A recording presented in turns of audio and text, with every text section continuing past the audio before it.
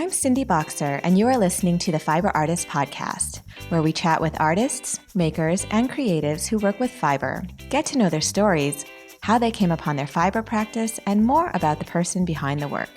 Today's episode is a little different than usual. We are getting practical.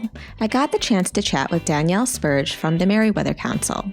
Danielle is a fiber artist who's run a successful Etsy business for 8 years, but she also offers one of the most important and invaluable resources for all of you out there working on growing your handmade businesses: information on how to best optimize and grow your Etsy. In addition to the Etsy training course she offers, Danielle also has a regularly updated blog, the Creative Life Happy Life Facebook group for handmade makers, and the Merriweather Council podcast, where she offers quick tips, interviews, and other useful information for handmade business owners. If you're serious about growing your business, this is the interview for you. Hi, Danielle. Thank you so much for coming on the podcast today. Thank you so much for having me. I'm so excited to be here, finally chat with you. Yeah, definitely. So this is a little bit of a different interview because I've been having mostly people who are fiber artists and who've really sort of devoted all of their time to making. And you're a little bit of a different case because your background sort of pivoted into a handmade coaching business. So what I'd like to do is just ask you to go way back into your background to just introduce yourself and let everybody know, how you came to fiber art. What kind of fiber art you do, and then how you ended up making that pivot. Sure. So going way back when I was a child, I was always very creative and artistic. And I always was seeking out crafts and paper, drawing, markers, all that stuff. And as I went through, grade school and middle school, high school, I always was drawn to the arts programs. But I really, I hated a lot of the things that we would do in school art, like drawing, painting. I really wasn't into that kind of stuff, but it was it was the closest I was going to get pretty much through most of school. And then in high school, I was able to do photography and sculpture and things like that. I was really lucky. We lived in a place where our school district had really good art programs. And then I was applying to colleges, and my teachers really encouraged me to pursue art school. And I ended up going to the Massachusetts College of Art and Design. And when I got there, I didn't really know what I wanted to focus on. I was just so excited that you could even go to art school, that this was even a thing, that this was real. And everyone had to do a foundation year anyway, where you did a little bit of everything so you could sort of pick what you wanted. And originally I was going to do printmaking, which I do love, but is very heavily focused on drawing, which I hate. So I loved the process of printmaking, but I didn't want to actually do it. And so I ended up stumbling into the fibers department at my college, and I just loved what I saw. I had no clue really what that involved, but I just loved what I saw. So I ended up switching my major to fibers, and that was perfect for me. I really am a hands-on builder rather than a drawer. Right. And I love materials that aren't wet and sticky or anything like that. So I was very happy to be in fibers, and we did a lot of weaving and sewing, embroidery, anything with soft materials and textiles. And in most programs that are fiber based, it is a 2D major. So you're doing a lot of textile design, but in my program, it was fine art based. So we were doing a lot of sculpture and conceptual art, which that sounds so amazing. Yeah, it was really an awesome program. I'm not super fine art minded. I really prefer to make utilitarian items, or just, things that are just pretty to look at and just, they don't necessarily have meaning or whatever. It's just beautiful, housewares or whatever. So I was really happy there. And then when I graduated, when I was approaching graduation, I didn't know what I wanted to do next with my life, like most people, senior year of college. So I just applied to graduate school because I was like, well, I love school. I love what I'm doing now. I'll just continue to do that for another 2 years until I sort myself out. And I was all set to go into a fibers program at the graduate level. And then a lot of like weird things happened with the program and the department. And I decided not to go. Mm. And that's when I started my handmade business because it was super last minute. I didn't have any other plans. And people, everybody I knew had their plans set and they were going off doing their thing. So I was like, Yeah. well, I don't really have anything else to do. So let me try this. I was always really interested in that whole like gig economy and small business. I did my senior like thesis project about craft-based business owners. So I was like, I'm going to do this. That's when I started my Etsy shop. That's when I started doing a lot of like craft fairs and shows. And I was really lucky where I was living at the time in Boston, had a very vibrant community that supported that. And so I got really into that. And what year was this? 2010. Okay. I graduated college and started this business like immediately. And I did that full time, like making and selling for about 4.5 years. And then my husband joined the Navy as an officer. And so our life kind of changed a little bit in the sense that he was going to be away a lot. He was going to training. We were going to move. And I was sort of feeling like very like lonely. I had, this business where I was working by myself a lot in my studio, which I love doing, but, it was very isolating. Very isolating, yeah. And then, he was going to be gone. We were going to be moving to a new place. I was like, I need something where I can like speak to other people. And one of the things that, I always love to do is talk small business and talk shop with people. And people were always asking me questions about Etsy and how are you achieving this? How are you gaining this traction? And so I was doing a lot of this talking about stuff with people, but not in any like uniform way. So that's when I started to really build out this other part of my business where I support other makers in business. Okay. So that's a really long story of how I got to where I am now. Okay, wait. So a couple questions. When you were doing your markets and had, doing 100% handmade stuff right out of college, what kinds of pieces were you making at the time? And I guess the question is twofold. So did you find immediate success on Etsy and in markets in person? Because I feel like those are two very different things. So just if you can tell us a little bit about what kinds of pieces you were making and how you found success there. Yeah, for sure. So when I first started, I was just doing kind of what everyone does, where you just make what you like and there's really no cohesion and you just do what you do. And then, it wasn't like a smash hit success at all. I just was making things and listing them. I had never sold like anything except like a box of Girl Scout cookies. So I had no experience selling things, but I was making a lot of machine sewn. I don't want to say sewn because they weren't hand sewn, but they were machine sewn, like little buntings that I was making, like decor items and other like patchwork based projects and some embroidery pieces, but they were just random. As time went on, I was like, I hate using the sewing machine because it's not portable. Like, I mean, it is, but you have to be like at home basically. So I started doing more embroidery pieces, and that I really enjoyed because it's super flexible. You can take it with you anywhere. And then as people started to notice my shop, I got a lot of requests. Etsy is very much about like people want things personalized or custom colors, which I get because that's kind of part of the experience of Etsy is like finding things you can't find anywhere else. So I started listening to what people were asking for and just did more of that normally. And I got a lot of requests for messaging pieces, things with words and letters on them. And that's kind of based on what I was sort of putting out. But then people would ask for custom stuff and I could see what trends there were, patterns in what people were requesting. So I just added more of those things.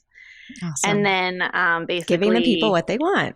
Yeah, Very I mean, good. there's really no. I know some people are like, well, I just want to make what I want to make, but there's really no shame in like, appealing to what people naturally want. Exactly. Yeah. So I did get really into like text and letter form embroidery, Mhm. which I do love because I am super, I love short-term projects like that where you're not like married to them for 3 weeks and you can finish it in a day, Yeah. that kind of thing. So that really worked out for me. And then I got a lot into like weddings and babies and personalization and stuff like that. And that's what happened on Etsy. But of course, you don't have that when you go to a market. You can't be like personalizing things on the spot really for Right. people. So I would bring, an array of things, different like messages, like people love quotes and different words, like word of the year kind of stuff. Like memes. Yeah, like, fun imagery. And this, of course, again, was happening in Boston where, people are pretty progressive. They're really open-minded to, what's current and they're just like hip people, I guess. And so it was easy to kind of find things that people liked Hmm. and make them, but I was not like, this was also not like a smash hit success out the gate either, and markets are really hard because there's a lot of manual labor that goes Oh, into like yeah. getting out there and setting up. So but it was really, that was a learning experience for me in the sense of like speaking to people directly Hmm. about my work, which definitely influenced how I sell online. So there was a lot to sort of learn those Yeah. first few years. So Did you have a shop name when you were doing markets? Did you like come right out with a shop name and have everything sort of almost like pretty professionally presented? yeah, I mean, I did sort of a like DIY branding, visual branding thing. Mm. And I always knew that if I started a business, I would call it the Merriweather Council, even before I like knew I would start a business. What does that name Um, come from? the name is so I was in the Girl Scouts for like 12 years, like from the earliest you can be a Girl Scout to the latest you can be a Girl Scout. And my friends and I, there was like 8 or 9 of us, we didn't really necessarily like feel attached to Girl Scouts, but we felt attached to each other. And so we just kept doing it. And it was really fun. And but in middle school and high school, you don't really want people to like know that you're a Girl Scout. It's like kind of like nerdy. So we had this like code name for it, the Merriweather Council. Oh, that's And so that's where it awesome. comes from. So That's so it's cool. not an ideal business name really. In hindsight, it's a little long and it has and there's definitely other considerations that if I knew better at the time I would have probably picked something else, but I do love it. So Yeah, no, and it's very it's Googleable. You don't have like yeah, 100 Merriweathers coming up. So it's actually good. I felt the yeah, same way about Niroma Studio, and like I just came out with it because I was like, oh, I need a name, and it was just yep, a combination of my kids' names, and then I regretted it, and then now I'm like, oh, it's totally fine because yeah, it is. there are basically no other Niromas when you Yeah, Google. my primary like competition in Google for Merriweather is there's like a Merriweather Post Pavilion somewhere, which is actually also in Maryland or Oh, Virginia, how which funny. two places I have lived. So there's like a little bit of confusion, but it's obviously not, if you're there for like 2 seconds, you can figure out Right. it's not me, but it's, Right, right, right. All right, cool. So when was it that you decided to sort of pivot off into doing your handmade business? Like, how long were you doing strictly making, and then sort of changing direction? yeah. So I was strictly making probably through like 2015 Oh, it's for a when, while then, yeah. yeah, like it was like definitely like 4.5 or 5 full years of like not having any other employment besides my handmade business. Okay. And then, like I said, my husband joined the Navy. We were going to be moving, but we didn't know where. The military is so like, we'll let you know, Yeah. you Oh know. gosh, so hard. So didn't even really know for sure where we would be living. And I really wanted something that was a little bit more flexible, less dependent on me, like having access to all of my materials. And um, I also really wanted to like have communication with other humans on a daily basis, which you don't have a lot of Yeah. unless you're really trying for it in a handmade business. but it's so important. And like I said, I was already doing a lot of this like blogging and people were asking me questions. And I was like, let me just like streamline this in some way and we can build this out. This can be my thing where I talk to other people. And it was really, really awesome, like really well received. People were excited about it. And I was excited to be sharing what I had learned because when I was in college, there was, like I said, this was a fine arts college. Well, it was fine art and design, but my department was fine art, very heavily focused on you come to school, you get your degree, you graduate, you either get an MFA or you teach or you go work somewhere to support yourself and you're like hustling all the time to get residencies or gallery shows. Like those were the options.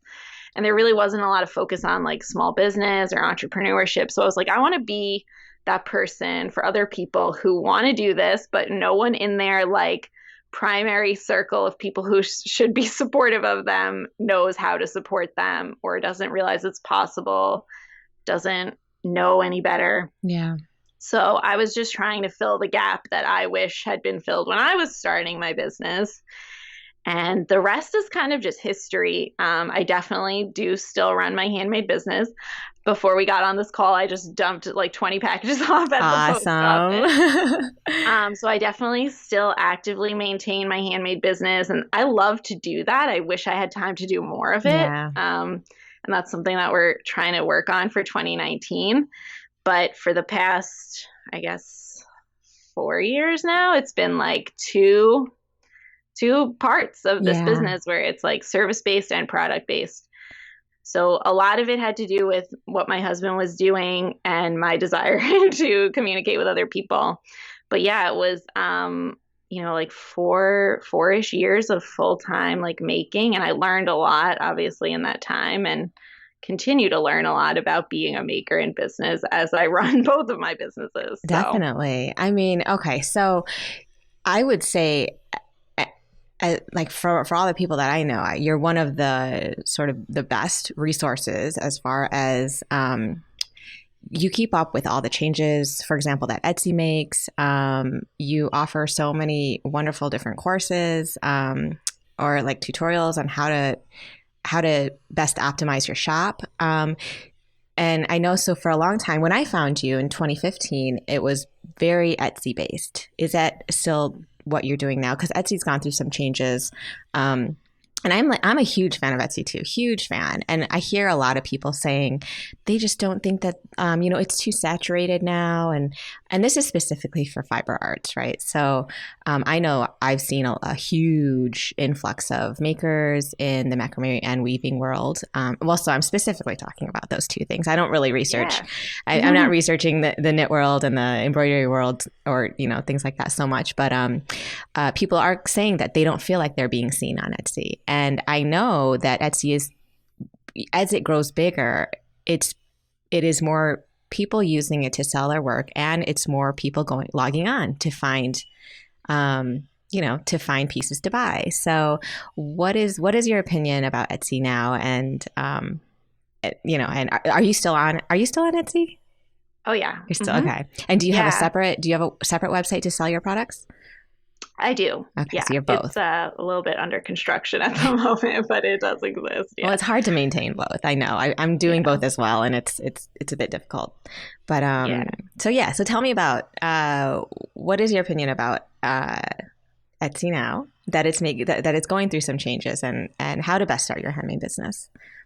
Yeah. So I feel like Etsy is definitely still the number one greatest tool available to makers in business. And there's, for me, unless they do something that I'm like morally opposed to, I will maintain my Etsy presence indefinitely. Yeah. For people who say it's too saturated, I just don't really get that, honestly. It's so much less saturated than almost any other way you could sell your product, like significantly less saturated. And I understand, 100,000 shops. There's more than 100,000 shops. It's like I think it's 1.9 million or something is like the most up-to-date number I could get of shops. 1.9 million active shops. But obviously that's like they could be open or on vacation or whatever. So there's Right. a little bit of fluctuation there. 1.9 million versus what do we have on Instagram now? Like 1.9 God, who billion. knows? Yeah, it's crazy. Crazy. It's definitely over 1 billion active users on Instagram.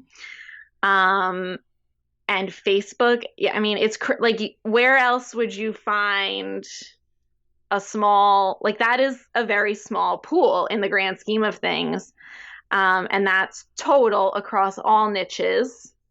So yes, that is a lot, but it's so much smaller than you'll find pretty much anywhere else.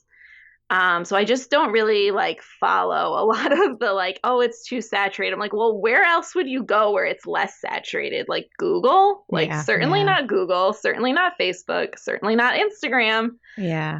I don't, and for the exposure that you're getting, that's so well aligned to what you're selling, you really cannot go wrong. Hmm. Um, so I think people who are frustrated with Etsy probably have very valid reasons, but they can move past them Hmm. easier than I think that they know they can. I would agree with you. I mean, I think Etsy is completely invaluable when you're first starting out. There's no other place where you have a built-in user base that's going strictly to this one website to find handmade. Exactly. There's Amazon Handmade, which I think is fine. I mean, it's there, but I don't think people, I know I don't go to Amazon strictly for handmade stuff. Right. I I think, and tell me if you agree or disagree, I think that the people who are not getting noticed on Etsy are just not, they're not doing it right. Like they're not researching how to best optimize and be searchable. And there are very specific things that you can do that you've taught me to help your products come up when you're searching, or when a customer is searching. So I think this sort of pivots into, tell us a little bit about what kind of things that you offer in the Merriweather Council, and which different formats. I know you have a Facebook group, which I am on, and it's wonderful. And then also you offer some paid options as well. Yeah, for sure. And I definitely just want to mention too, like if people are frustrated with Etsy, I think it's twofold. Like you said, they're probably not tapped into exactly what they should be doing, or they're doing it wrong, or they heard wrong information, which is probably the number one thing I untangle in my inbox all the time is Yes. I heard X, Y, and Z. And I'm like, I don't know why you heard that because that is not true at all. So there's a lot of bad information and it's just people get confused. If you don't know any better and you're brand new, you're going to believe whatever it is you hear because what other reason do you have not to? Yeah. So there's Actually, can we pause for a second? What do you feel like is the most, like the number one biggest misconception that you feel like you're hearing about these days? Well, I think the number one biggest misconception is that Etsy is too saturated. So I spend a decent amount of time explaining that it's not, but there have been like crazy, outlandish rumors floating around, and they eventually come through somewhere that I am, and I'm like, what? Like that doesn't even make logical sense at all. But yeah, definitely the number one misconception is that it's too saturated. Because when you compare it against everything else, it's really the smallest you can get. Right. Totally. And like you said, as the site, the platform grows in general, that's not just shops, that's also buyers. So Yeah. it's Totally. it sort of pays, goes both ways. But in terms of what I offer through Merriweather Council, my primary offerings right now are my monthly membership, the council, and my Etsy training course, which is not like it's not available all of the time. It's but the Facebook group is a place where I am able to connect with people, and people can get there at clhl.club, which is Creative Life, Happy Life on Facebook. And that's a place where I can connect with people and people can connect with each other. Traditional Facebook group stuff, except my group is extremely well moderated. So we don't have any like, I Okay. try to keep those like rumors out and stuff like that. So it's a very well maintained group. The Etsy training course is like the if you want to go like hit it hard, get everything you ever wanted to know about Etsy in one fell swoop. That is has had significant impact on so many shops. Um, it's pretty much everything I know and continue to learn about Etsy in one place. So, like you said, I do keep up with the changes, which is important for me as well. And I think that's important that it's important for me as Yeah, well absolutely. as a seller myself on the platform. So, I do keep up with it. It gets updated and it's very well maintained. And that is truly like if you are I've had new sellers take it, people who are in the process of opening their shop, and they love it because they're like, it saved me so much time, like having to go back and fix things. Mm-hmm. And then I've had longtime sellers take it who appreciate it for like getting back to the basics, like understanding, like, oh, yeah, I forgot all these Right. things.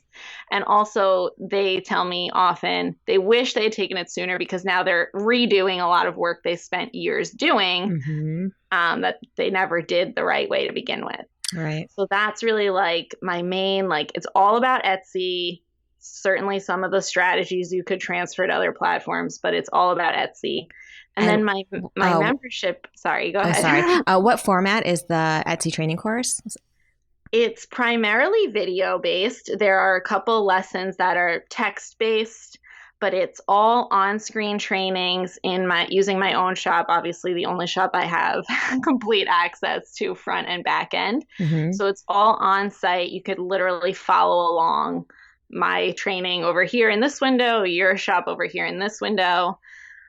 Screen recorded, really concise videos. I try to keep them like separated by actual thing or practice. Oh, So you're not awesome. having to sit through like 4 hours of stuff to find where each thing is covered. That's brilliant. Everything is really broken down, really granular. So it's easy to find what you're looking for. It's easy to refer back to things and implement step by step. So it's designed to be a self-guided shop critique. Mm-hmm. So we start at the very top of your shop and work all the way down, addressing every part of your shop. And then we go to the back end and address every part that you as a seller have opportunities in for connecting better to the platform and the buyers on that platform. That's awesome. So it's primarily video, and that seems to be the best because there is so much like, okay, click here, Yeah, look at this, totally. whatever. And people seem to react best to that video format. And then my membership site is really for people with any kind of handmade business, whether they sell on Etsy or not. And we do a lot of like marketing discussion and lesson there. We do planning, strategy, live calls, hot seats, shop critiques, and things like that. And that's a monthly experience. So people just pay for as many months as they want to be a member. Cool. And that's really fun. I think we've maintained like it's almost been 2 years for the council, and like 70% of the original members are still Oh, members, that's so which is awesome. crazy. I mean, It's I feel like amazing. that tells you a lot. That tells you Yeah. that you're definitely doing something right, and they're gaining all of this time, month after month. They're gaining new Yeah. information and benefiting as they continue through the program. Yeah. So that's awesome. And they love each other. So Oh, they have sort of come together on their own as well in a lot of ways, like collaborations that's and different awesome. like initiatives that they've planned on their own, which is really cool. And so I always say, like, at a certain point, you don't need to like learn anything new. It's just about like staying up to date, staying connected, and like implementing. That's like Yeah, one of the biggest things is like people can learn forever, but like if you don't implement, yeah, what does it matter? So we yeah. spend a lot of time like here today we're going to do this, or like this week we're going to work on this. And people really react well to that, like actually doing stuff. Yeah.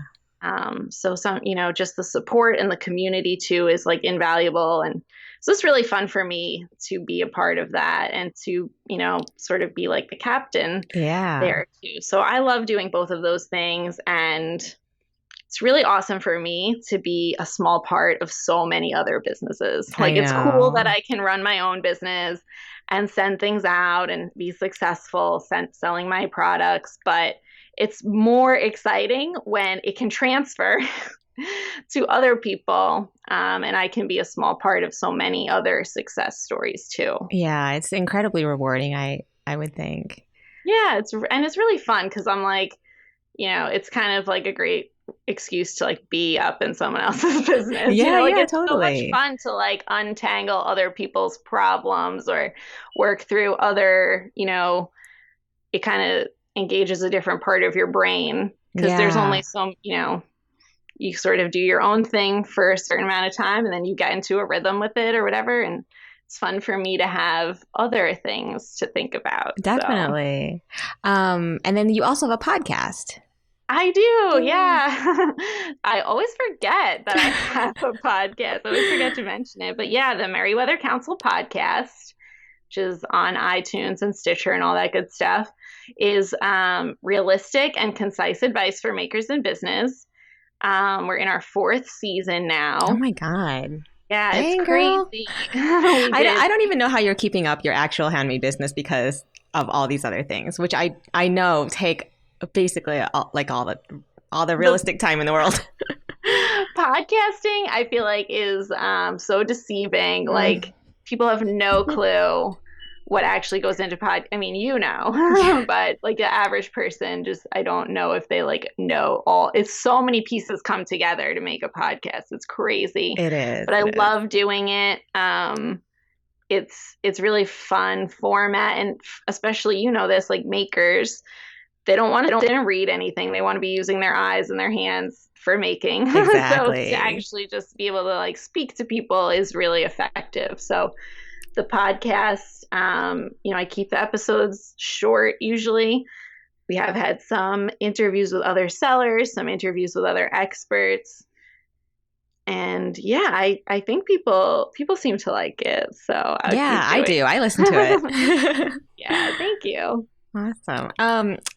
I have a question about bad reviews. How do you think people should handle bad reviews on Etsy? Oh my goodness. Well, I always like to sort of take the proactive approach of like, what can we do ahead of time to mitigate bad feedback, and make it so that it doesn't happen. I mean, obviously, most people are trying to avoid bad feedback, Hmm. but like to make it so that if there is a situation where bad feedback might be inspired, let's say, that the person can come to you first and you can try to resolve it. So I usually like to suggest people put something in their packages so that when the person gets it, if there is an issue at the time of them opening the package, they have instruction on what to do about it Right. rather than run to Etsy and leave a bad review. Good But if call. that fails, if the safeguard fails, I think it's important to respond. Like I would definitely encourage people to respond to negative reviews that, on Etsy. If it's 3 stars or less, you can leave a public response. And if you are going to respond to it, I would encourage you to just approach it as you speaking to the other people who are reading it rather than you speaking directly to that Mm, customer. good And also call. Oh my gosh. probably give yourself like a couple hours before you like go at it immediately. But it's so hard. It's so disheartening when people leave bad feedback. Sometimes I think it is our own mistakes, and things happen, mistakes happen. I wouldn't, you know, jump off a bridge about one bad review. Like, don't let it get you so spun up. Just, recognize if it is your own mistake, just recognize it and own up to it. Hmm. If the person is being crazy, which often does happen, like the person has been unreasonable or they weren't following, sometimes people, they don't see all the information. They thought it was going to show up tomorrow and it's clearly not. Right. Sometimes people kind of out themselves in their reviews. Like, it took forever to get here. I ordered it on Tuesday and it didn't arrive till Friday. And it's like anybody reading that is going to be like, okay, that's obviously completely irrational. Right. Um, it's just important, I think, to if you respond publicly to it, do it as professionally as possible and speak to the other people who might be reading it to clarify, what your position was. And then one thing I see a lot that I would suggest not doing is people get a bad review and they're all up on like Instagram about it. Look at this review I got. This is terrible. I can't believe people are so outrageous. And like there's definitely a time and a place for like outing things like that, but I wouldn't like make it a priority or like get into a practice of doing that. I mean, hopefully it doesn't happen that often that you would have the opportunity to turn it into a practice, but I just think it's not, you don't want to draw more attention to it. Even if that attention is like, yeah, we all agree with you. I think it's just best to like, just deal with it and move on. Yeah. It's not the end of the world. Things happen. Yeah. Okay. So let's say we're pre-bad review, and I get this a lot in my, actually in our macrame movement group, I see it where somebody's, obviously put like 2 or 3 weeks into a piece. They deliver it, say they even hand deliver it, and the person accepts it, and then they go home, and like a day later the person is like, I'm not happy. Uh-oh. But say they could eventually leave you a bad review in a public forum. What do you do? Like if it's a custom, something you made specifically for them and to their specifications, and they accept it, and then a day later they don't like it. I don't know. That's hard because it's like, well, I made this for you. Yeah. I did this, I put in all the work. I think sometimes it just comes down to, with something like that, this has happened, I've seen this happen. I don't know if this has directly happened to me, but sometimes people just need to better trust the artist. Like you came, you saw, you asked for a reason. There was something about the way I do what I do that attracted you, and you trusted me to create this for you. Like, let's go back through it. I have done this. This is what you asked for. I suggested this. Look at how beautiful it goes with this. It really aligns with what you asked for in terms of X, Y, Z. Like really just like breaking it down for them so that they can better like see exactly what you did. Sometimes people do just have to like sit with a thing and, especially if it's something of, statement that's large, that's part of their home now. Sometimes it just needs a couple of days. They just need a couple of days to settle in with it because it looks different. But I think it's important for people to not like just immediately like give in and be like, oh my God, I'm so sorry. Okay, I'm refunding you. Like, let's, talk about this. Or, sometimes a certain like little change can be made. Maybe that's not the end of the world for you to add or subtract or whatever. But I think it's really important that in the case of someone asked you to custom make them something, that they understand from the beginning that this is for them. You're not going to, like, it is a final sale. And I think that that's completely justified no matter what level of custom you're doing. If something is personalized and custom to someone, like, that's pretty standard that you can't return it. Yeah.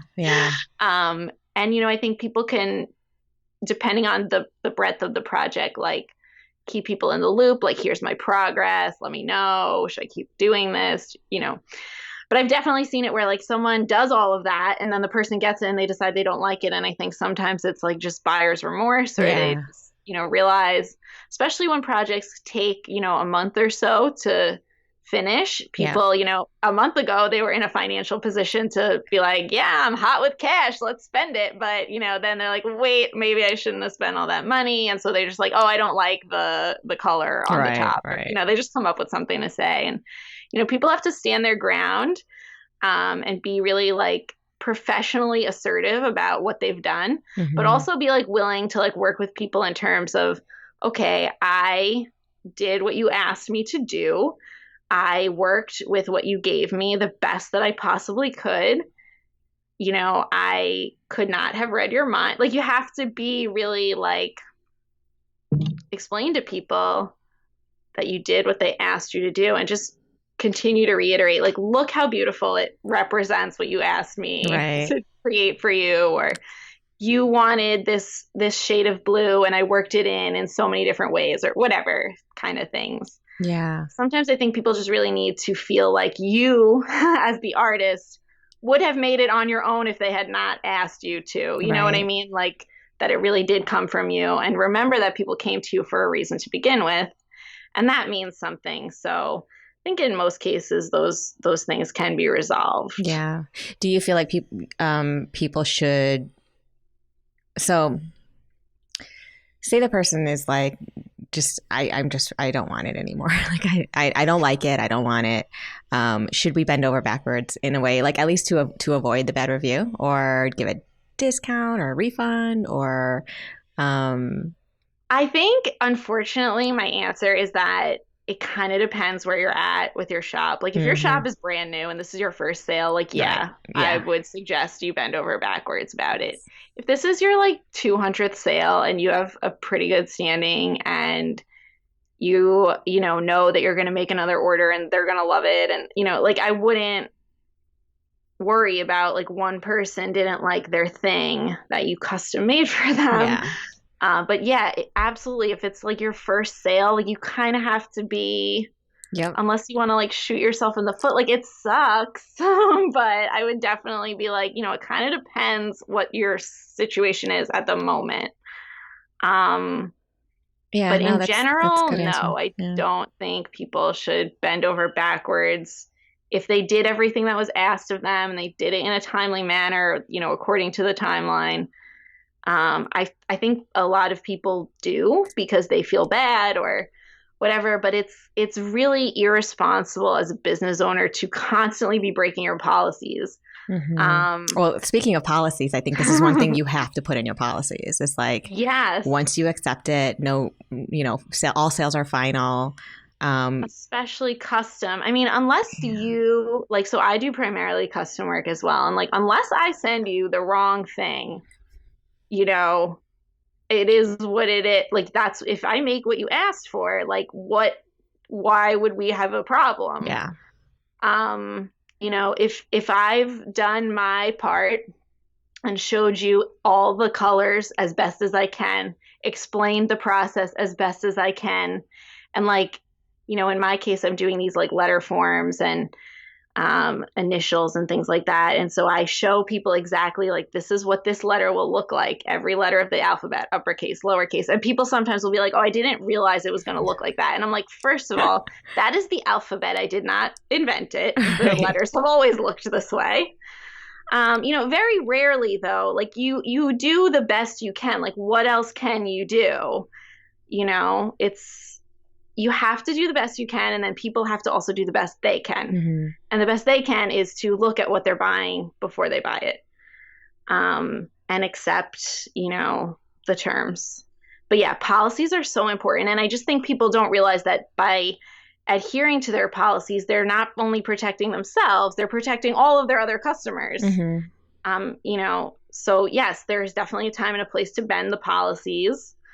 But for the most part, I think we could all benefit from sticking to the policies that we set Yeah. more rigidly, as long as they're fair to begin with. And it is fair to say if I make you something custom from scratch, like it is yours. Yeah. Yeah. No, I That agree. And is fair, yeah, and we're not as makers, we're not like, we're not the Gap. We can't be right? like, oh, okay, it's fine. I'm just going to take it back. Like with every little, every little That issue. It's yeah, like you have to value your time. You did the exactly, work that was asked of you. exactly. Yeah. Let's talk about pricing. Okay. I think one of the biggest questions I get, oh no, I think I just rubbed all of my eyeliner anyway. um, Uh-oh. one of the biggest questions I see people ask is like, how do I figure out how to price my work? Some people Yes. say use this formula. Some people say don't use a formula. What do you think? Uh-oh, we're frozen. Danielle. Oh, there you are. Oh no. 1 second, guys. She's a little frozen. Can you hear me? Yeah. Can you Okay, hear there you are. me? Yep, you're back. Okay. Okay. Yes. So pricing formula. I think using that very basic formula that you'll see anywhere if you just Google pricing formula, I think that one it's a good starting place. You know, you may as well run it and see what you get and see how you feel about it. Sometimes the number that pops out of that formula is outrageous, or it feels outrageous.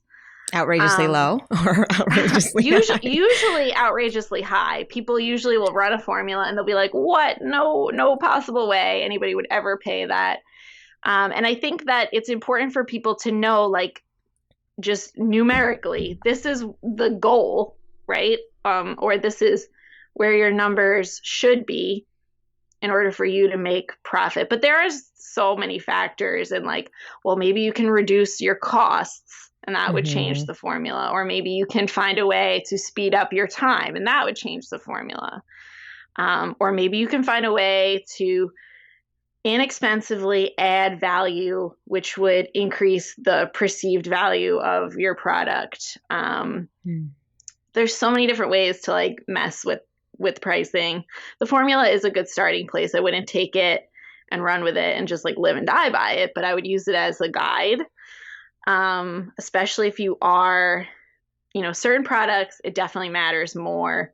You know, I know for me, I'm not counting how many inches of thread did I use from this skein for each, and you know, some stuff is like, you kind of have to round it out.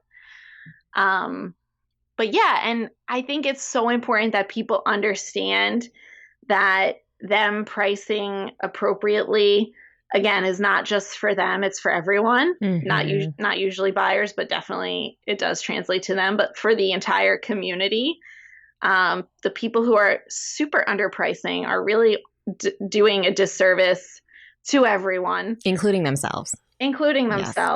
Most especially to themselves. And I know some people are like, well, it's just a hobby for me.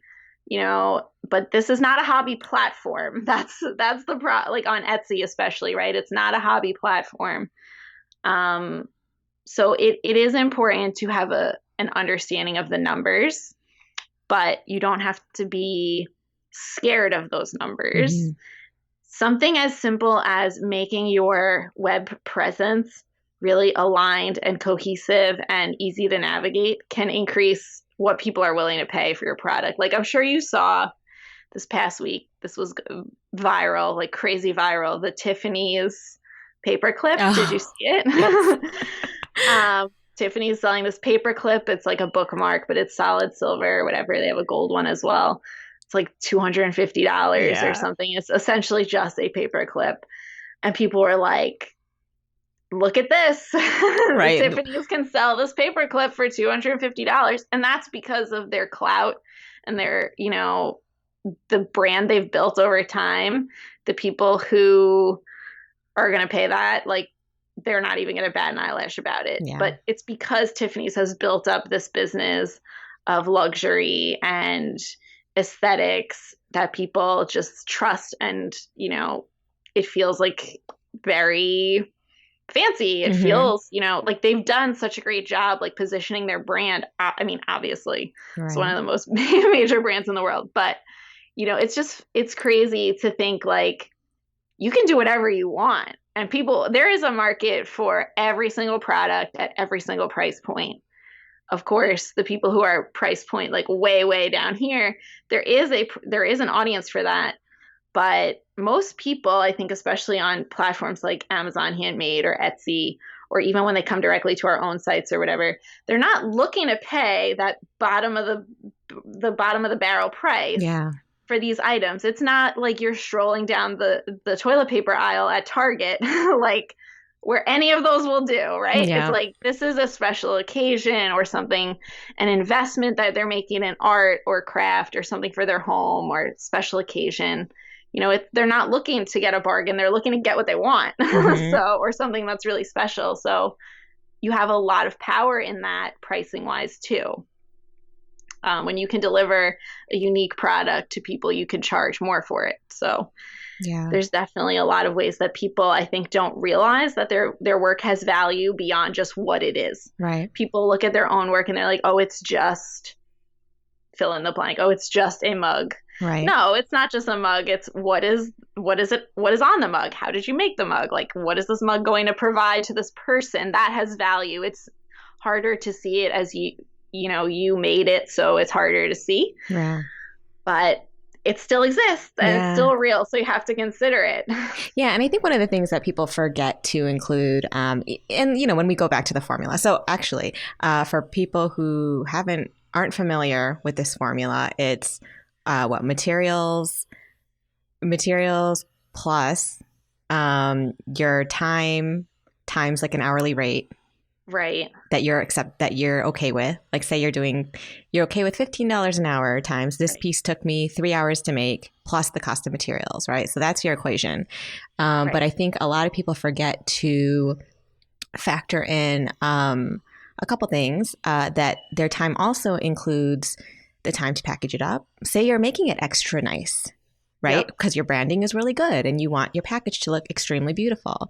You need to spend time packaging it up, and you're buying extra materials to make a beautiful package. So you have to make sure that you're factoring all of that stuff in, plus the time to list the item, the time that you are on Instagram to try to sell the item. Like there's all these little things that go into it. So that's not 3 hours. That probably ended up being 5 hours. Yeah, there's so many things that people forget they do. Like you sort of are like, oh, it only took me 25 minutes to make this piece. Okay, but then you photographed it, then you listed it, then you marketed it, plus all the time you forgot to add into the 25 minutes originally. Plus the cost of the amount of hours of sleep you lost. Right. I mean, there's trade-offs. I know people who have been making the same product for years, and then one day they're like, I'm actually going to time it, and it's twice as long as they thought it was. Absolutely. Or whatever. And that actually, I've seen it go both ways, where they thought it took an hour and it actually takes 20 minutes, or they thought it took 20 minutes and it actually takes an hour, or whatever. Like, it's so important to just sort of check in every now and then, how long does it actually take me? And then, of course, it usually takes less time to make multiples in one sitting. As opposed to just a one-off. Mm-hmm. I hate to just sit down and make one thing and be done with it. I want to have 5 things to make at a time and, process them all at once. Mm-hmm. Because it's easier to do 5 things in a row than it is to make one, stop, start again, pull everything out again, whatever. So sometimes it's a matter of the process, and the time, in streamlining can be changed too. So there's so much to it. That's why people shouldn't just look at the formula and then call it a day. Yeah. You really have to consider the personal aspects. Definitely.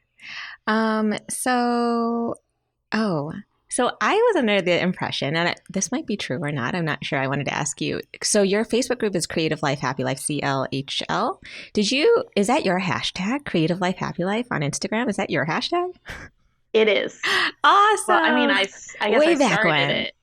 Yeah, it's I don't know, 3 years old. It has more than 1 million something posts in it now. I know. Because I think that must be how I found you. Is way back when in 2015, I think I saw the Creative Life Happy Life hashtag, and then somehow stumbled upon you.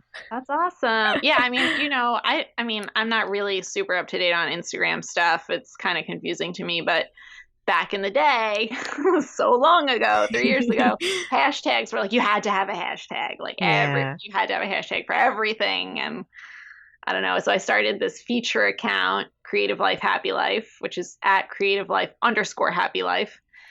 And at the time, it was a feature account, and that was on the recommendation of I heard some podcast episode with Chalene Johnson where she was like, you have to have a feature account. I'm like, okay, Chalene, I'll have a feature account. And that was really fun for a while, but it's super hard to maintain a feature account. So now I just use it as kind of an inspiration account. Yeah. But it's fun to see. I like to scroll through it. It's a pretty good hashtag. It hasn't been super overrun by trolls or anything yet. Yeah. So. Nice. Mine's already starting to get I have one person who keeps posting under my hashtag with anime pictures. Oh no. As long as it's not random. Anime porn, I guess it's okay. But yeah. That's just the nature of hashtags, I think. So kind of unavoidable. Okay, so I guess last question related to handmade businesses. What do you think would be like the top 3 tips you would give someone who is starting out on Etsy and not having, not getting the kind of results that they want? What do you think that they're doing wrong? And you don't have to go into great detail, just like the top 3 things. And I think the thing is that people who are listening, you guys really should check out Danielle's resources. I did one of her shorter Etsy training courses. I don't know if you still offer it, but I did that, and that seriously changed it for me. Like, I feel like I went from 0 views to my pieces to like, that was how my business got started, you guys. So, well, the Etsy course is actually like, there's only one. So if you haven't logged in a while, just log back in and you'll see all the new stuff. Nice. If people are starting out on Etsy and they're not seeing traction, my top 3 things are: give it time. In conjunction with that, though, is list more items. Usually, like, one of the things that people say a lot to me is like, oh, I started and, nothing has happened. Here's my link. Can you take a look? And I'm like, well, you only have like 2 listings. So 2 listings in a sea of however many million listings is not enough. So you need to list more things. That's like super probably the number one thing. And then also not filling out the like necessary spaces. So usually it's like they only have 2 photos, or there's very minimal product description. Like, there's not enough information for a person to take action on purchasing, basically. People forget that they are consumers themselves. What would you want to see as a consumer? Yeah. Put that in there. It's very basic when you think of it that way, but it's so easy to forget because, there's so much that goes into, it's really not, but it feels like, okay, I got to hit this and all these things just to get it up and running, just to open it, right? So by the time you get it open, you're like, okay, here I am. But you have to like outfit it for sales. You have to actually present the shop that you want people to shop in. Yeah. If you were to open a brick and mortar store, you wouldn't just put 2 items on the shelf and call it a day. So people have to remember their consumer self. That's what I like to call it. What would you want to see as a consumer? Do that. Yeah. Very smart. Even with the item descriptions, it's so easy to be like, okay, here are the dimensions of the wall hanging. It's made with cotton and it's on a birch branch. Okay, well, they can see that with their eyes. So what can't they see? It's like perhaps a little description of what it will do to your environment. Like, will it finish up a room? Yeah, blah, blah, blah, blah, blah. The benefits. Exactly. Nobody just buys like 4 by 12 inch piece of cotton. They buy, the finishing touch on this nursery, or exactly. The perfect gift. Great over a couch. Yeah. Exactly. Yeah. So you definitely want to talk about like, what are the benefits of this product? But yeah, those definitely like the top 3. There's definitely more, but those are the top 3 for sure. Awesome. Oh my gosh, this was like so helpful. It actually makes me want to go back in. I feel like I need, even though I don't invest that much time or time into Etsy anymore, but it makes me want to go back in and see what else I could do, because it's the more outlets, if you're able to handle it, if you can have a few different outlets of selling your work, then I think that's, as handmade business owners, you have to optimize on all of it, right? Yeah, for sure. And I would love to just mention, if you don't mind, please. There is a free Etsy masterclass that I offer. If people want to watch it, they can go to merriweathercouncilblog.com/masterclass.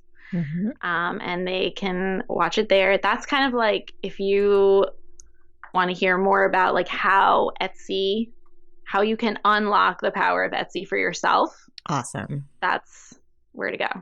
That's so great. I honestly, like, I feel like the work that you do is so, so invaluable. And I can't tell you how many times I've just directed people to like check you out, because it's like, I personally don't have time to answer all your questions, and I don't know that much. I know like what I did, but it was 2-3 years ago. So yeah, you're one of the people that's really keeping up on it. And Thank you so much. I yeah. always appreciate whenever you refer someone to me or I see that you have spoken about me so positively. I appreciate that so much. And I'm so happy that it worked for you. Yes, and no, it's brilliant. That was like the launching pad for all these other amazing things you're doing. Yeah, it really was. It's so cool. It benefits me in the long run too. If, all these creative people out there are better equipped to share their work, I'm all about that. Totally. I mean, I feel like I could ask you a gazillion more questions, but I really do want people to go to your website, check out Danielle's content and all the breadth and depth of information that she gives on how to have a truly successful handmade business. It's legit, guys, like for real legit. So thank you so much. Yeah. Here's the thing. It is worth your investment in yourself is educating you on how to properly use Etsy. Like it's huge. It can be your make it or break it on whether or not you're successful on that platform. So I totally encourage you guys to check it out. And yeah, thanks so much, Danielle. Yes, thank you so much. It was awesome to chat. Yeah, same here. Thanks. I'll talk to you soon. Check the show notes of each episode to get the website and Instagram for each of the fiber artists I speak with. Be sure to give them a follow. And you can view video from this podcast on niromastudio.com/thefiberartistpodcast. If you enjoy the Fiber Artist Podcast, go to Apple Podcasts to subscribe, rate, and review. Thank you for listening.